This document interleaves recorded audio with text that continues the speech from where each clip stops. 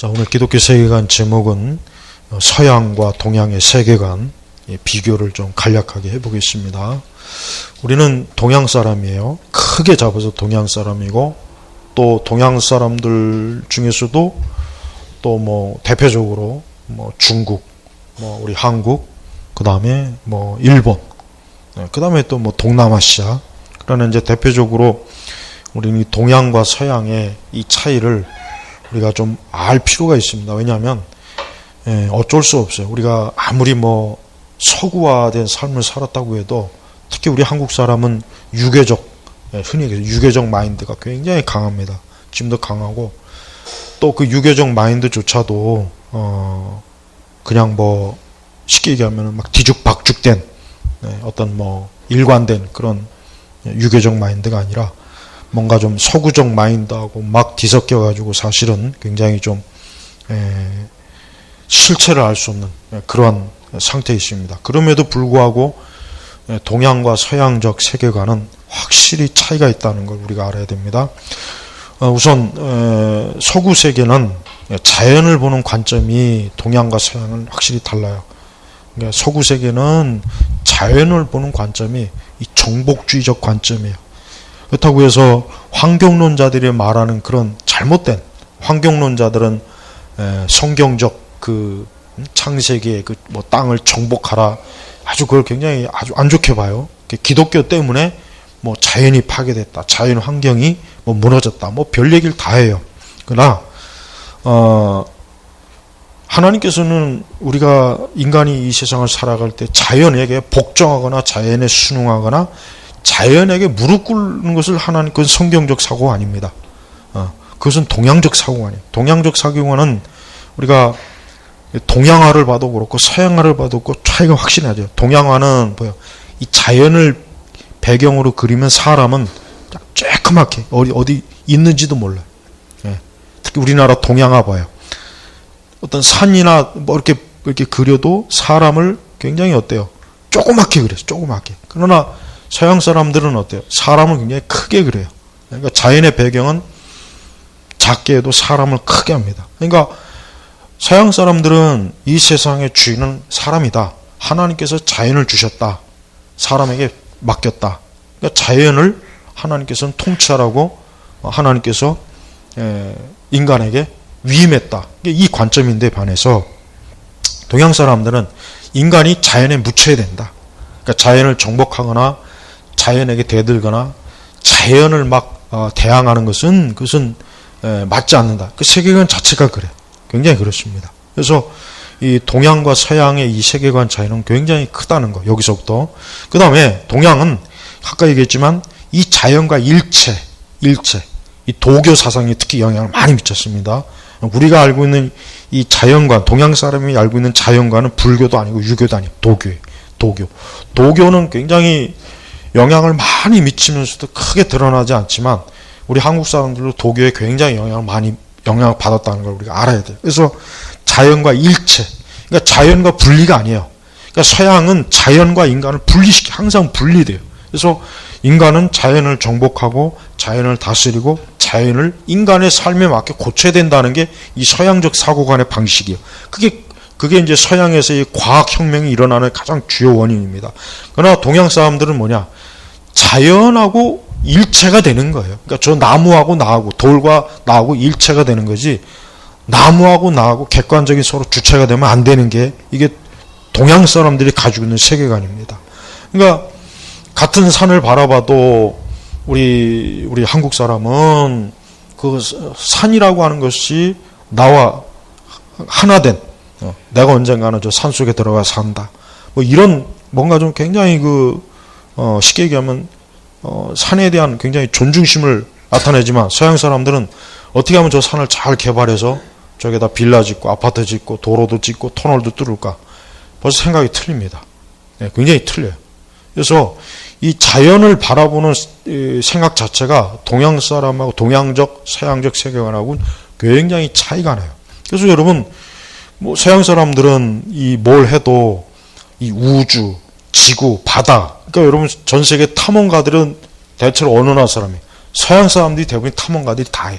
근세부터 시작해가지고 지금도 엄청나게 돈을 많이 들여서 자연을 탐사하는 사람들은 서양 사람들이에요. 그래가지고 뭐 심해 잠수함을 만들어가지고 그 바다 맨 아래까지도 가보고 거의 대부분 서양 사람들. 그러니까 왜 그러냐? 그 사람들은 뿌리 깊게 기독교적인 생각을 가지고 있기 때문에 이 자연은 무조건적으로 인간이 정복하고 다스리고 자연을 관리하고 이용하는 것이 그게 좋은 거다. 이 생각을 가지고 있는 거예요. 반면에 우리 동양 사람들은 될 수 있는 한 자연에게 대항하지 말아야 된다. 순응해야 된다. 자연과 일체가 된다. 그러니까 이 생각이 우리에게도 굉장히 많다는 거. 그러니까 성경적 세계관은 뭐냐? 하나님은 인간이 자연을 숭배하는 걸 하나님 기뻐하지 않아요. 절대 하나님께서는 인간이 자연 좀 거대한 산을 보고 거기에 막 압도되거나 뭐 그거 아니에요. 왜? 그게 하나님 만드신 건데 왜 우리가 그걸 숭배합니까? 자연은 말 그대로 객관적인 대상일 뿐이지 그 앞에서 우리가 고개를 숙이거나 복종하거나 뭐 거기에서 막 뭐 신당을 지어갖고 막 뭐 산에 들어가서 뭘 채취하기 전에 산신령하게 뭐 절하 이거는 성경적인 세계관이 아니에요. 그러니까 그런 면에서 우리 기독교인들은 특히 우리 한국 사람들도 가지고 있는 이 도교적 이 심성을 버려야 돼요. 자연, 산, 들 뭐 이런 것들 이걸 막 숭배하죠. 숭배하고 이걸 굉장히 막 뭔가 모르게 막 경외심을 갖는 거. 기독교인들은 그러면 안 됩니다. 그렇다고 우리가 자연을 파괴하자는 건 아니에요. 자연을 하나님이 주신 피조물로 봐야지 그를 자연을 마치 신성시하는 것 자체는 이건 도교적 마인드이기 때문에 버려야 된다. 이겁니다. 사실 서구 세계도 그리스나 로마는 참 희한하게도 기독교가 들어가기 이전에 그리스와 로마도 자연을 숭배했습니다. 예, 그 자연을 숭배했어요. 그래서 이 자연에 대한 그 뭔가 신성함을 그리스, 로마, 그 북유럽 신화에 보면은 많이 나와 있어요. 그래서 올림푸스 산에서 막 로마 그 그리스 신들이 막 거기서 뭣도 하고 그 산에서 신들이 산다. 그 생각을 가지고 있어요. 북유럽도 마찬가지고 그 뭐 바다 무슨 산맥 그 북유럽 신화를 보면은 이 자연 자체가 신이 거주하는 굉장히 신성한 곳으로 많이 그려내. 로마는 뭐 당연할 거예요. 로마는 말할 것도 없어요. 그리스의 걸 그대로 받아들였으니까. 그러니까 서구 세계도 기독교 이전과 이후로 구별해야 돼요.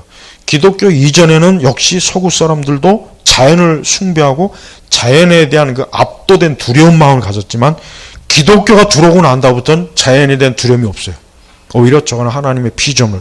우리는 저걸 정복하고 우리 사람이 살게 맞게 뜯어 고치고 환경을 바꾸는 그렇게 대상으로 바뀐 거예요. 그러니까 서구 세계도 기독교 이전과 이후를 잘 우리가 이렇게 구분해야지 그걸 구분 안 하면 큰 오류가 생깁니다.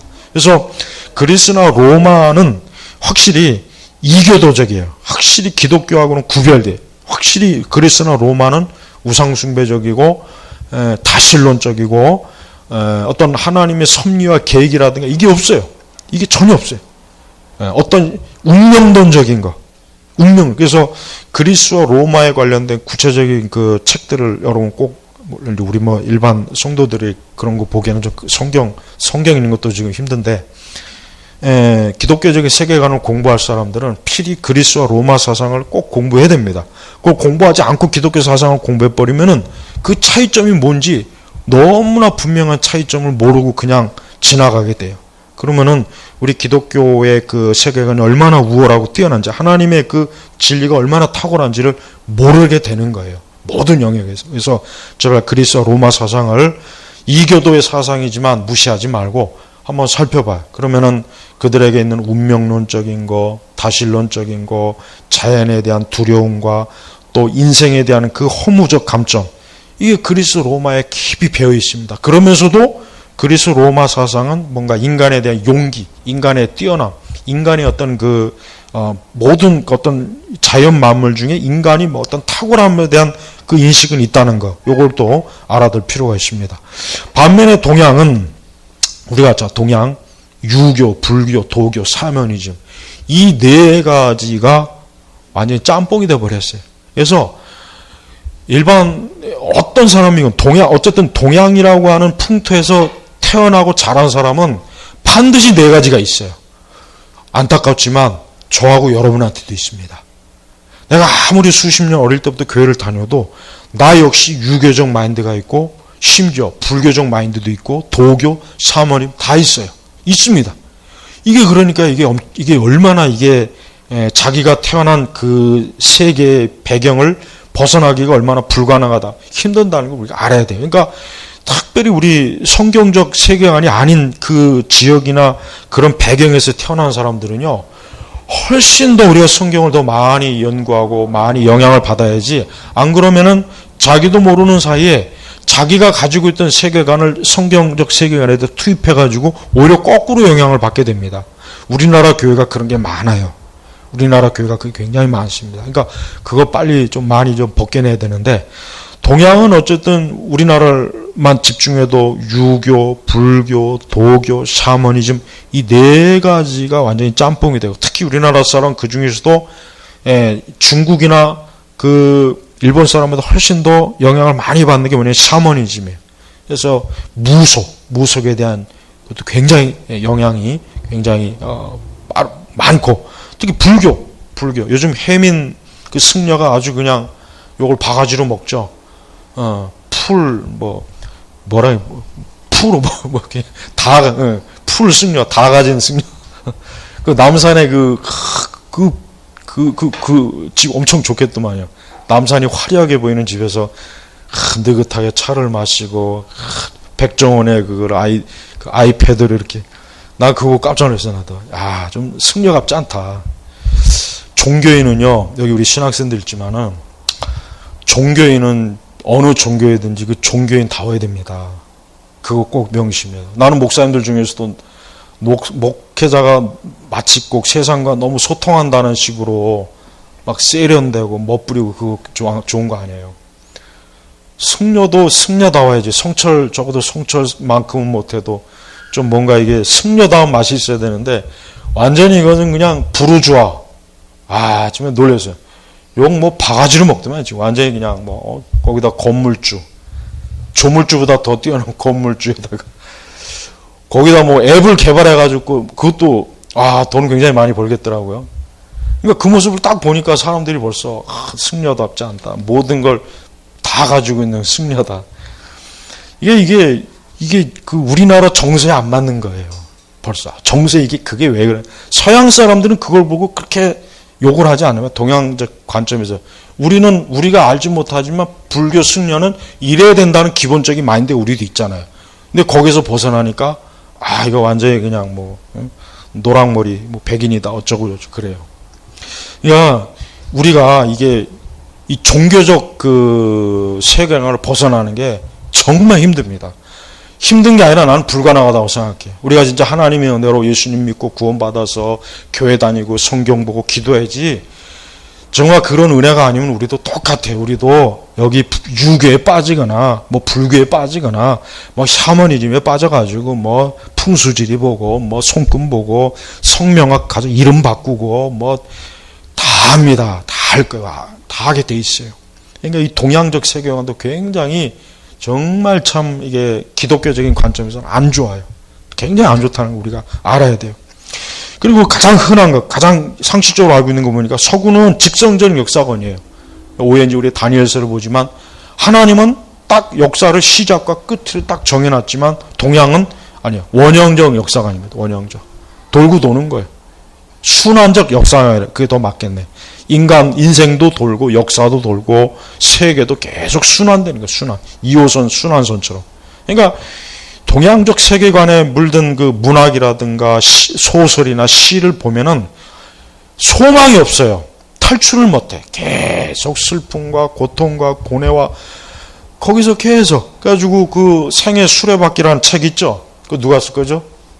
갑자기 그 이름이 작가가 그 서양 사람인데, 맞아. 헤르만헤세를 책을 보면은 불교적인 또 힌두교적인 동양적 그 마인드가 그 책에 가득하잖아. 그러니까 인간이 자기의 삶에서 벗어나질 못하는 운명에서 계속 도는 거야. 하지만 기독교는 뭐야? 자기의 운명에서 벗어납니다. 자기의 파괴되고 저주받은 뿔에서 벗어나는 게 이 기독교. 그러니까 기독교는 소망이 있어요. 근데 우리나라 문학만 봐도 그래요. 우리나라 근현대 문학을 봐도 도무지 읽으면 우울해요. 우울하고 답도 없고 맨날 그냥 한에 맺히고 슬프고 답이 없어요. 출구가 없는 거예요. 출구가. 그러니까 사실 기독교가 아닌 곳은 서양이든 동양이든 출구가 없습니다. 빠져나갈 길이 없어요. 하지만 기독교는 뭐예요? 예수님 우리를 해방시키고 우리를 죄와 사함에서 출구 빼내주는 거예요. 그래서 나는 기독교가 이래서 유일하게 인간에게 소망을 주는 거라고 여겨져요.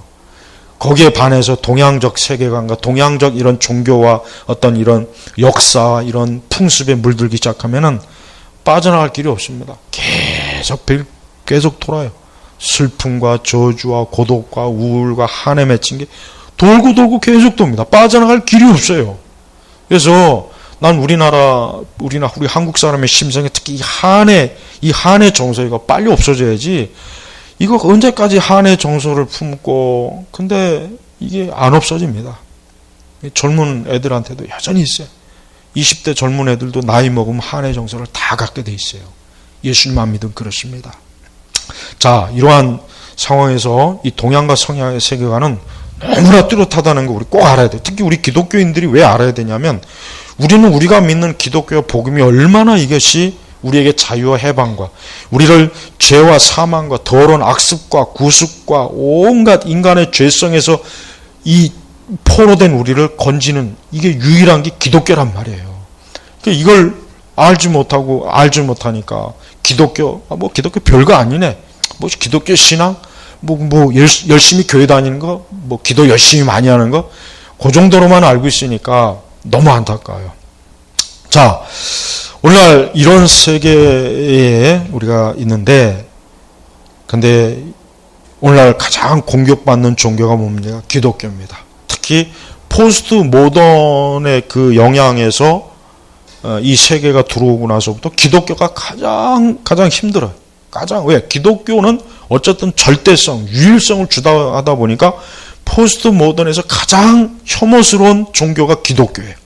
그러니까 로마 카톨릭도 벌써 이미 오래전에 자신들의 전통적인 카톨릭 거의 다 포기했어요. 아직 몇 가지 남은 게 있는데, 글쎄 그 몇 가지도 과연 얼마나 갈지는 모르겠어요. 여성 사제 안수라든가, 그다음에 동성애, 이게 공식적으로 얼마나 이게 지켜질지는 모르겠지만, 마테오 리치가 중국에서 이제 선교라고 하죠. 카톨릭은 정교라 그래요.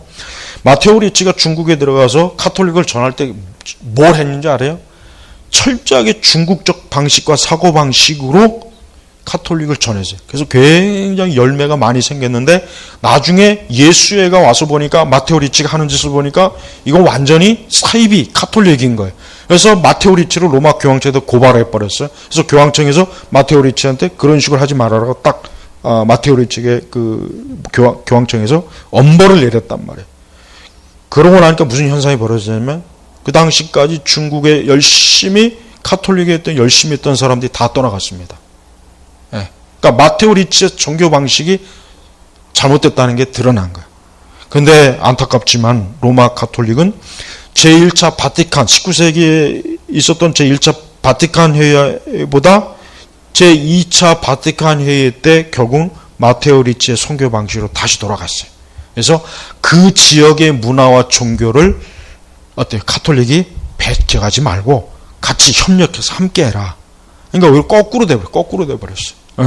그래서 카톨릭은 이미 벌써 오래전에 자신들이 가지고 있던 정통 카톨릭 교리와 그 주의를 거의 다 버렸다고 보면 됩니다. 그냥 형식만 약간 남았지 버렸어요. 우리가 이걸 분명히 알아야 돼요. 그래서 2차 바티칸 회의 때 로마 카톨릭은 자신들이 정말 오랜 동안 가지고 있었던 그 카톨릭의 본래의 옷을 딱 벗어버리고 거기에다 다른 옷을 입어버렸어요. 그래서 이방 문화와 각종 여러 가지 것들을 껴입었어요. 그래서 카톨릭이 뭔가 새롭게 변했다, 뭔가 영향력 있게 다시 변했다라고 하지만 사실은 정통적인 카톨릭의 모습을 많이 잃었다고 보는 게 더 정확한 표현입니다. 기독교도 마찬가지죠. 기독교 역시 뭡니까? 기독교도 점차로 복음을 포기하고 유일한 진리도 포기하고, 지금 우리 서구 세계는 이미 벌써 탈기독교 세계로 접어든 지 꽤 오래되었습니다. 그래서 기독교 문명과 기독교 세계관이 주도하지 못해요. 미국을 보면 알아요. 미국을 딱 봐요. 60년대 이후로 미국은 히피 문화, 대중문화, 그 다음에 이교 문화들이 미국의 주류에 너무 막 깊숙이 스며들고 막 침투한 이후부터 지금 보면 어때? 미국이라는 나라가 어때? 더 이상 기독교회가 주류가 되는 나라가 아니라는 거. 이거 알아야 됩니다. 그러니까 어떻게 되는가? 미국이 혼란스럽잖아요. 싸우고 다투고 부정선거도 일어나고 별짓 다 일어나죠. 왜 그런지 아세요? 미국의 전통적인 기독교 문명이 퇴보하니까 사라지니까 그런 거예요. 그러니까 서구 세계 자체가 탈기독교 세계로 접어들고 서구의 양대 주축이었던 카톨릭과 개신교가 그 전통적인 신학과 그 전통적인 그 모습들을 싹 폐기 처분하고 새 시대에 맞게 옷을 갈아입었는데 결국 그것이 뭡니까? 서구가 완전히 주저앉게 되는 하나의 결정적인 계기가 되었다 이거예요. 그래서 안타깝지만 우리 개신교도 사실 복음을 포기했고 유일한 진리도 포기했고 그냥 개신교도 현 시대에서 그저 생존하는데 급급하다 하는 걸 여러분 우리가 알아야 됩니다. 그냥 생존 자체가 급급한 거예요. 생존. 뭐 복음이고 진리고 지금 그런 것을 따질 때가 아니고 일단 살아나고 보자. 근데 어떻게 사는지는 중요하지 않아요. 일단 살기만 하면 된다. 악마에 의해서 살던 뭐에 살던 살기만 하면 된다는 그 사고방식을 기독교도 가지고 있다는 걸 알아야 됩니다. 자, 동양과 서양의 이 세계관이라고 하는 것은 가면 갈수록 믹스되고 서로 짬뽕이 되고 점점 갈수록 뭔가 하나의 거대한 세계관을 사람들이 가지고 있는데 이게 어떤 세계관이냐? 결국 하나로 될 겁니다. 전 세계가 하나의 시민, 하나의 국가, 거대한 메트로폴리탄이 될 거예요. 여기에는 특정한 종교도 없고 특정한 정치 체제도 없고 특정한 민족도 없는 세계로 갈 겁니다. 앞으로 그렇게 갈 거예요. 네, 지금 그렇게 가고 있어요. 그럼 거기에서 가장 혐오스러운 집단이 혐오스러운 사람이 혐오스러운 그 영역이 어디겠어요? 교회예요. 교회의 유일성, 복음의 유일성, 진리의 유일성을 지키고 믿는 그 사람이나 그 집단은 완전히 표적이 돼서 아마 굉장히 존재하기 힘들 겁니다. 네. 그래서 동양과 서양의 수천 년의 역사 동안 이게 명확하게 갈라졌던 게 다시 합쳐지고 다시 믹스가 돼서 거대한 코스모폴리탄이 돼가지고 하나의 세상으로 만드는 게 이게 인류가 마지막 모습이 될 겁니다. 자, 이런 면에서 우리는 이럴수록 이게 성경의 진리와 이 인간의 이 하나님의 뜻을 이렇게 인간이 문명과 지식과 철학과 종교로 짓밟고 있구나 하는 것을 우리가 좀 심각하게 잘 좀 분별해야 되겠습니다. 예, 다음에도 계속해서 이런 부분을 더 구체적으로 강의하겠습니다. 마치겠습니다. 하나님 감사합니다. 우리는 하나님 나라에 속했고 천국에 속했고 영생에 속한 자이오니 우리가 끝까지 그러한 생명력으로 갈 수 있도록 우리 주께서 붙잡아 주옵소서. 감사하며 예수님의 이름으로 기도 올렸습니다. 아멘.